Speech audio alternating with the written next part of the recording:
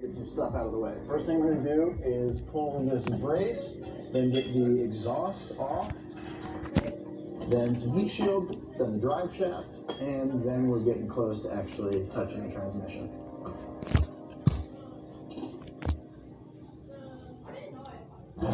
You know, I meant to do this first thing when I jacked the car up, but at least I remembered before, you know. It's all everywhere. Yeah, you know, I don't even know if these spill out with the way the output of the trans is, but I want to find out the hard way. All these automatic cars also have an automatic transmission cooler, so that is an additional thing that I'll have to remove. Probably no big deal. You can see the lines right here. Gotta go though. Got to go. So, look out for a transmission cooler. Alright, so now I am going to take inventory of all of the bell housing bolts I can see, so I can kind of put a game plan together and determine, you know, when is the right time to start tipping the transmission. I'll probably get as many bolts as I can easily get off as is off. Then we'll come back here and remove the trans bracket and hold this puppy up with just the jack. Then once it's being supported at the rear by the jack, I can let the jack down or up, depending on what I need, to tilt the whole engine and transmission, hopefully give me a little better access to some tough-to-reach hardware. I mean, there's really nothing left to it but to do it. So, shall we?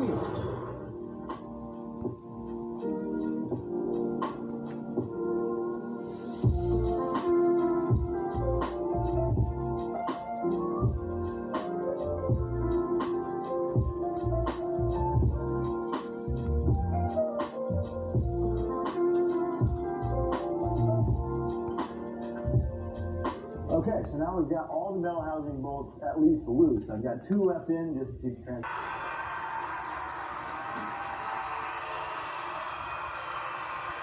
There she is. As easy as that. I mean, honestly, yeah, there was some elbow grease involved, but it's kind of to be expected. But definitely doable. See?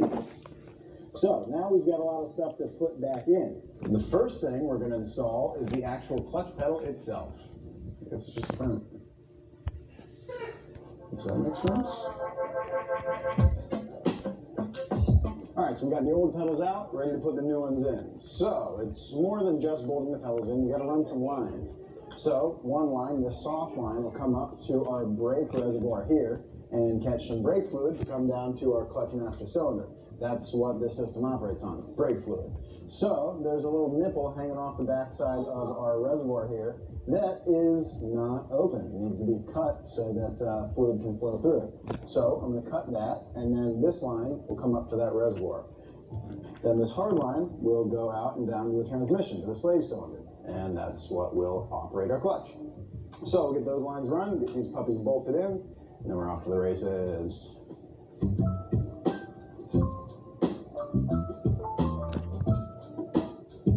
My favorite place to work on a car is in the driver's footwell. There's plenty of space. You can lounge, super hole that it's going to go in with a little Scotch-Brite. I'll also put a little bit of lube on it, like a little W40 or something. And then the real trick is to find something to push it in with. Sockets are pretty much always going to work. Easy thing to go with. But if you're pushing on the inner race, you're really going to damage the roller bearings in there. Or the balls, rather.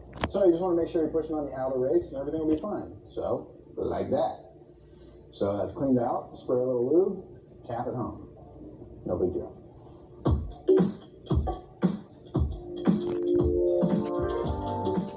Good. That's pilot bearing installed. I didn't even forget about it. Now where's that flywheel?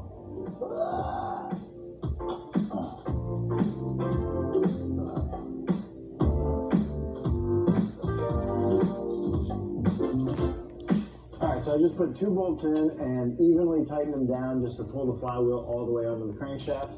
Now, with the rest of the bolts, I'm going to put a little bit of orange thread locker. This is high strength but removable. I love this stuff. I'll put it on the next 6 bolts, and then I'll pull out these first 2 and add some thread locker. You definitely want to put thread locker on your flywheel bolts. You don't want your flywheel coming off.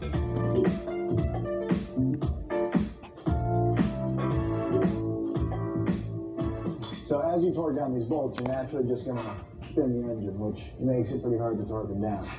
Now they make tools that will lock into the flywheel teeth, and you can attach to the engine. You can also use a pry bar. Now these teeth, are only responsible for starting the car. They only interact with your starter. So don't be too worried about a tiny mar here and there. It's not that big of a deal. But you're gonna have to do something to keep it from moving.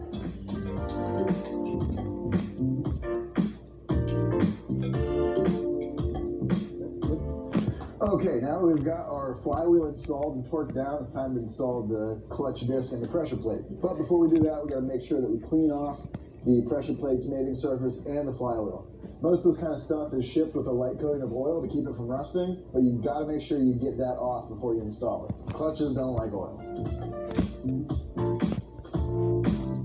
Alright, with all that stuff clean, now it's time to install our clutch disc. And you got to pay attention to which way you put it on. There's a right way and a wrong way. But the good news is that usually it'll tell you what's what. You can see here it says gearbox side. So this side of the clutch disc needs to face the gearbox. And I've got my clutch alignment tool, which is necessary for aligning this thing. You won't get your transmission installed if you're not using one of these. This end just goes into the pilot bearing, and this end locates your disc. Keeps it all centered.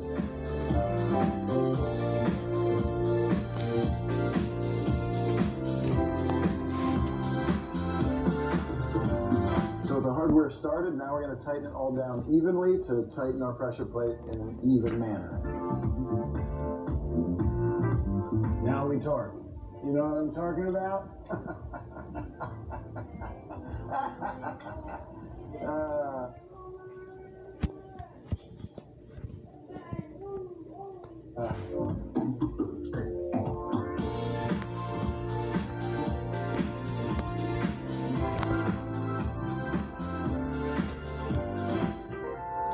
Okay, and with that, we're ready to jam a transmission in here.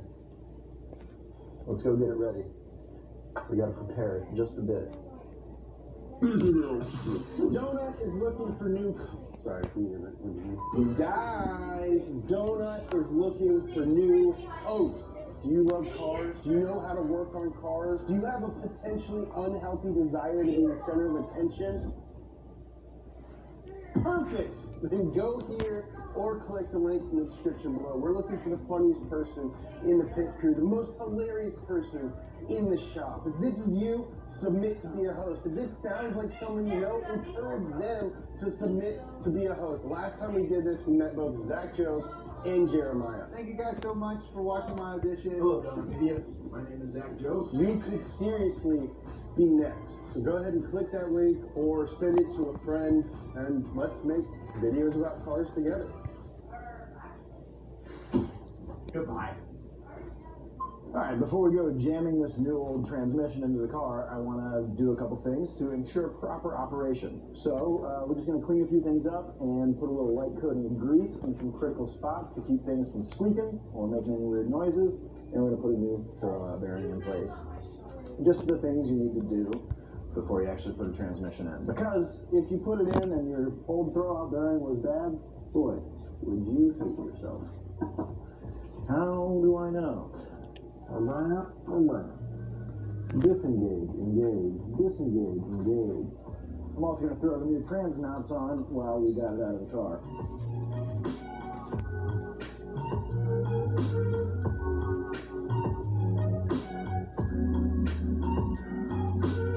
Alright, so with that, that's all the prep work we needed to do for the transmission, and it wasn't very much. That was pretty easy. So, now we just got to put the transmission in the car. Let's hope it's just as easy.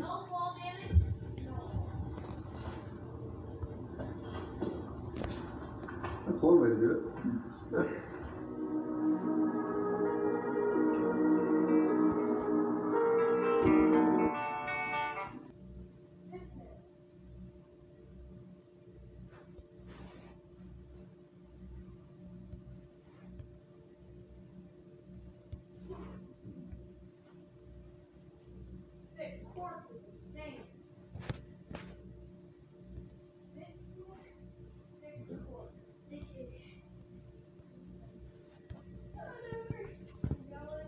Okay.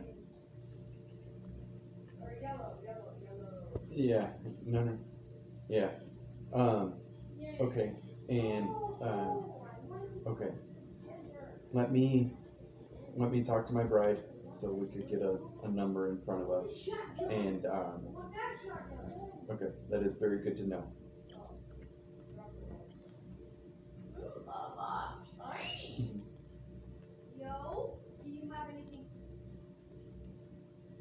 Okay, I really appreciate that. What are you? Thank you so much. What?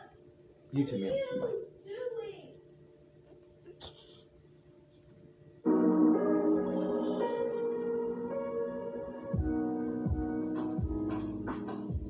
So that's what connects to the bottom of the shifter and actually does the shifting on the transshimmer. And now it'll connect to the shifter. Shifter will drop in here. Sweet.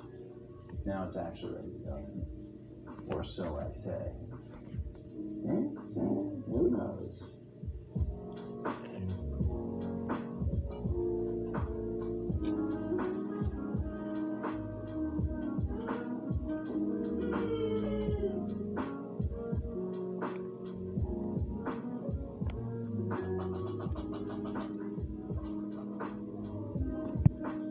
I think I'm on the last bell housing bolt, the last bolt for the starter. And then, once that's done, you pop the shifter arm into place, get the rear trans bracket back on, hold the trans up, and then do things like drive shaft and shifter from the cabin. And we're going to put our slave cylinder on, connect it to the lines we installed earlier. And we're in the home stretch, though, you could say. Okay, now we've got our shifter connected to the transmission, it's time to actually mount the new shifter to the shift arm.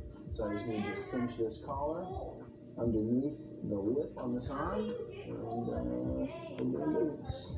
Okay, so the shifter assembly itself is installed. Now we just gotta put our shifter on. The final piece of the puzzle, most exciting piece. So let's see. Now we're going full rally, all the way up, baby. All right, it's all coming together. All right, now I'm just gonna go down below and crack the bleed on the slave cylinder, let some fluid flow through, and bleed it, and now the clutch should work. Not bad, not too bad. So the last thing we gotta do here before we can fire the car up is a little bit of hacking. So this was an automatic car, and automatic cars have a computer that controls the automatic transmission. So we just have to take that computer out and basically pull its brain out. And then we'll be able to start the car up, and we'll probably have a check engine light, but we'll be able to fix that with a scan tool later. But we do need to take out this chip out of the trans ECU to be able to start this thing up at all. So,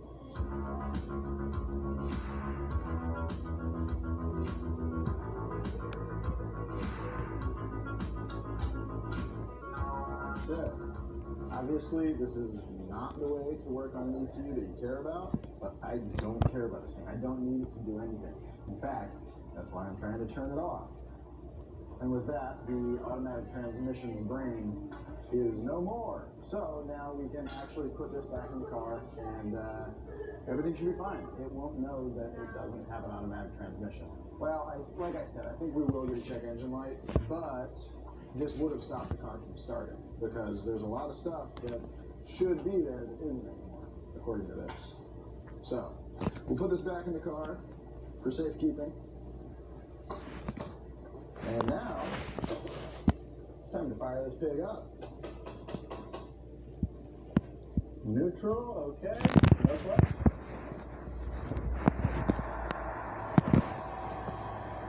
Wow, what a babe.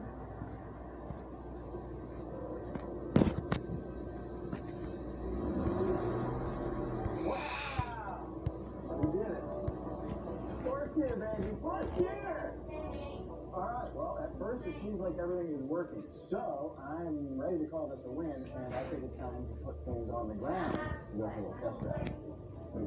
Yeah. Let's do it.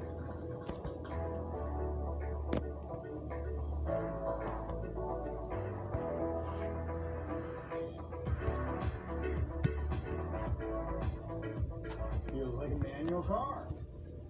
Hey, I need a garage door.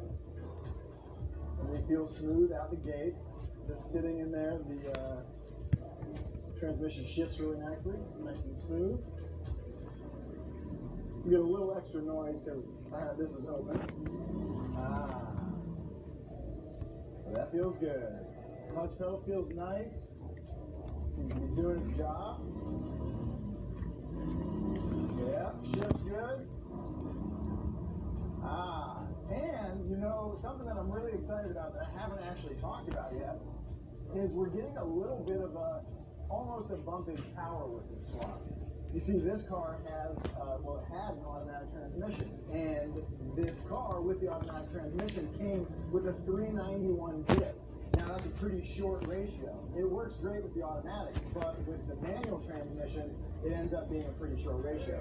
Now what that means is that this thing is going to wind out a lot sooner. Our top speed is going to drop, but it's going to feel a lot torquier while we get to that top speed. So even though we didn't change anything with the engine, this thing got a lot faster in terms of the kind of driving we're going to be doing off-road. We're going to be not really looking for top speed. I don't care about going 140 miles an hour. This thing will probably top out around 120 now. But it's going to the automatic transmission. So since we've got the manual and the 391 dip, this thing feels a lot quicker. Sure, it wasn't easy. There was a lot of grunt work. I got as dirty as I've been in a while. But now I've got a manual E36, and it's in great shape. This car, as is, would probably cost me easily $7. So I hope you guys agree. Let me know in the comments what you think. If manual swapper car is worth all the time and money it takes. Thanks for watching. I will see you guys next Wednesday. In the meantime, don't forget to go follow me on Instagram at ZachJoke and follow Jonah at Jonah Media. And please, don't forget to like this video. It's how YouTube knows that we're doing at least a decent job at our job, which is making videos. So please like it, subscribe to the channel, and come back next Wednesday for more E36 stuff. Traction control. What a loser.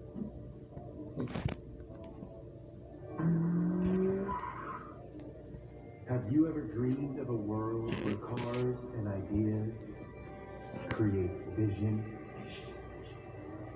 Where collectibles are not only collected, they are felt. Introducing the latest innovation in cars and collectibles. Stocky.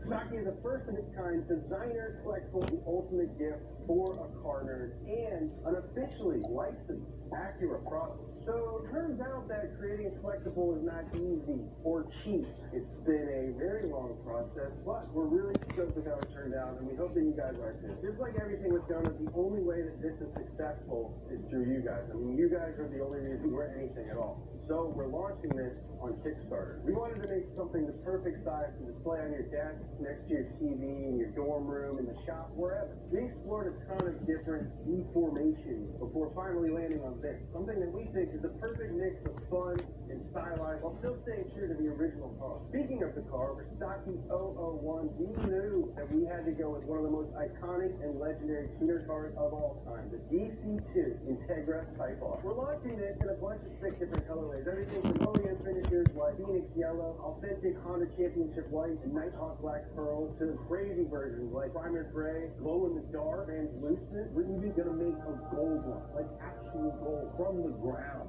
You only got 2 weeks left to get the launch edition. Get yourself a Stocky, get your friend a Stocky. Take it to the moon, baby.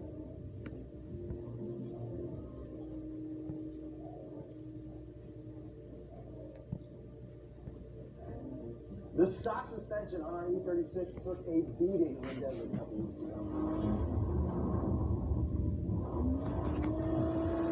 Which kind of makes sense. I mean, it's the desert, the suspension is stock, it's old, it's soft, and you won't hear me say this too often about stock suspension, but it's a little bit too low. So this week on Money Pit, we're going to install a set of coilovers on the E36 so that we can get a little bit better handling and some more ride height or some more ground clearance for rally stuff.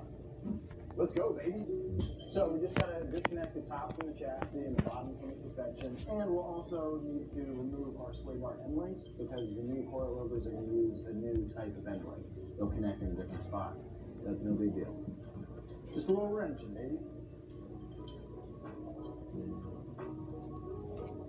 Alright, so we've got one bolt remaining that's holding things together on the bottom here, right in the side here. So I'm going to take that off. And when I do, that's going to disconnect the suspension from our hub, our spindle down here. So I'm going to put the jack in place just to keep that from flopping off and banging me in the knee or, you know, what have you. And I've got a nice little hockey puck on here for touching things without messing them up. Hockey pucks are great for that. Okay, so now the bottom is disconnected. All we got to do is remove our 3 nuts up here, and this piece of suspension is out. Okay.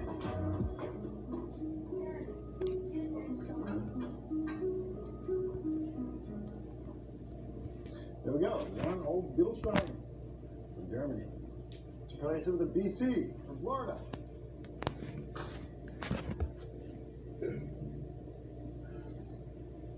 Now, there's no left or right to these, there's just front and rear, so this is up front, it can go on either side. And we'll go about adjusting our ride height once this is installed. I could loosen this now and do it by hand, it doesn't really make too much of a difference. I want to make sure that our camber plates are in so that we can adjust our camber, which means the slots will go this way rather than, you know, like this. Then we wouldn't be adjusting camber. Okay, now I'm going to get this in place. Watch it, fender.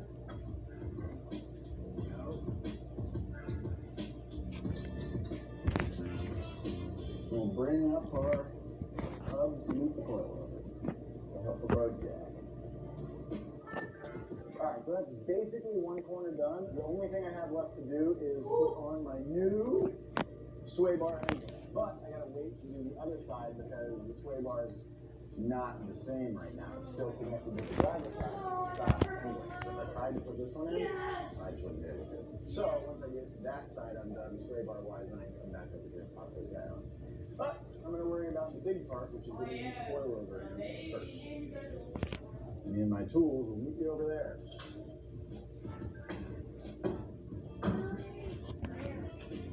Those puppies are mega tight, and I can't get an impact gun on them. So I'm going to use this big strong finger.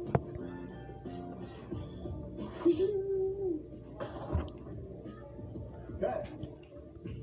You know, I said no big deal adjusting ride height after the fact, which is true, but this is a lot easier than doing it after the fact.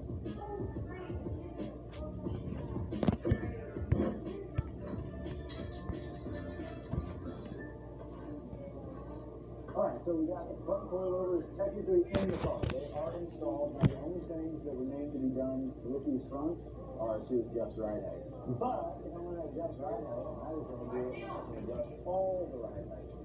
So we're going to leave the fronts at this point for now, and then work on the back. Get those installed, and then we can do things like adjust all of our ride height and install our sway bar end links. So let's go to the back. Okay, so we get the rears in, we're going to have to disassemble a little bit of the trunk interior lining, but that's okay. You know, ultimately, this stuff's all going to go anyway. I mean, we're going to strip this thing. So I'm going to remove the carpet and that kind of stuff, and that should allow me to get to the upper mounts for the shop.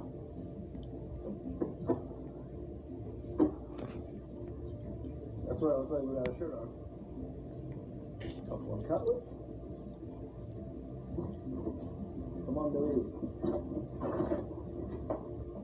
2 fresh trunk carpets for sale now on eBay. I'm going to support the suspension here with the jack. Just touch it up. And then pull up the lower shock wiper. And that's just hanging proud a little bit, so we'll match this up on the other side, just so they're even. I'll put this in. Alright, now we got the spring in, so all we have to do is put the shock in. Okay, let's see our nice little bump stops in there. I'm gonna get some zip ties and zip tie these dust boots in place so they do their job.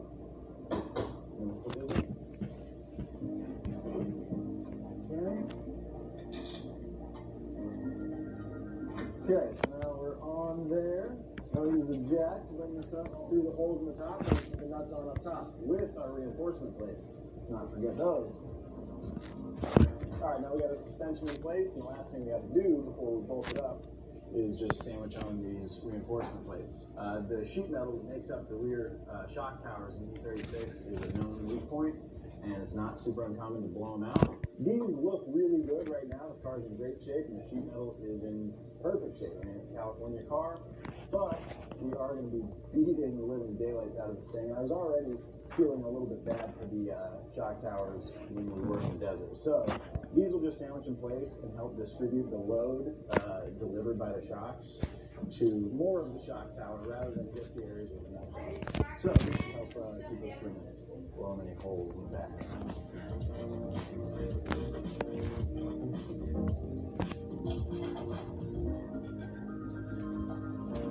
Okay, so we got this. All right, let's throw some wheels on that and see what we got.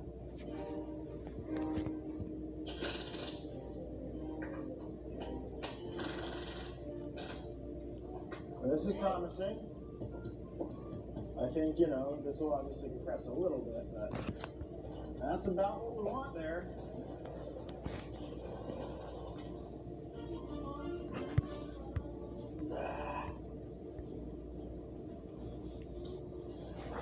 Still don't have it.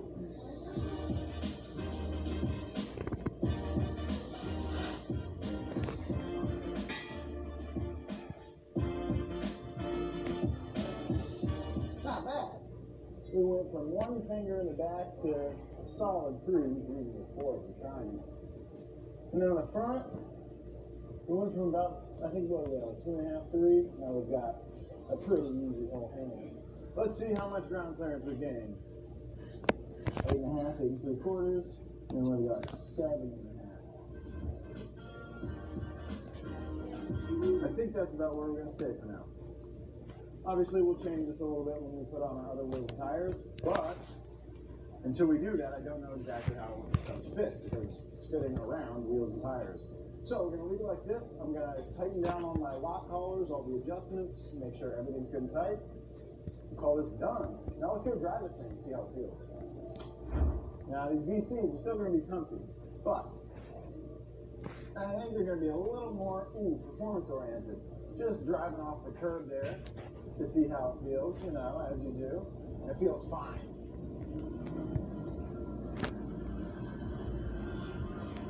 No strange noises, that's always good. Everything feels nice and tight. And that's what I want. You know, it doesn't really feel wobbly yet. I guess I gotta get into some turns, but it really feels a lot tighter than it did, even though I jacked it way up. I guess that's what you get when you put nice new coilovers on a car, huh? It feels firm yet supple, if that makes sense. Like, it feels kind of like if I hit a jump, we might survive it.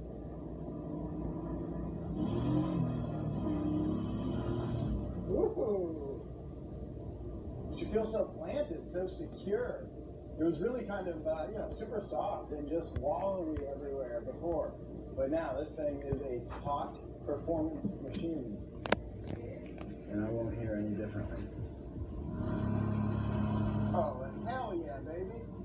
I mean, I guess it's no secret, but a good set of coilovers is a great addition to any car that you want to drive better than it does currently, at least in my opinion. It always makes it feel like a new car in the best way. I mean, she's back in action, baby. So let me know what you guys think in the comments. Do you agree? Are coilovers worth the time, money, and effort? I say hell yes, they are. Thanks again for watching. I hope you guys had a good time, maybe learned a thing or two. Don't forget to go follow me on Instagram at ZachJob and follow Jonah at Jonah Media. And I'll see you guys next Wednesday!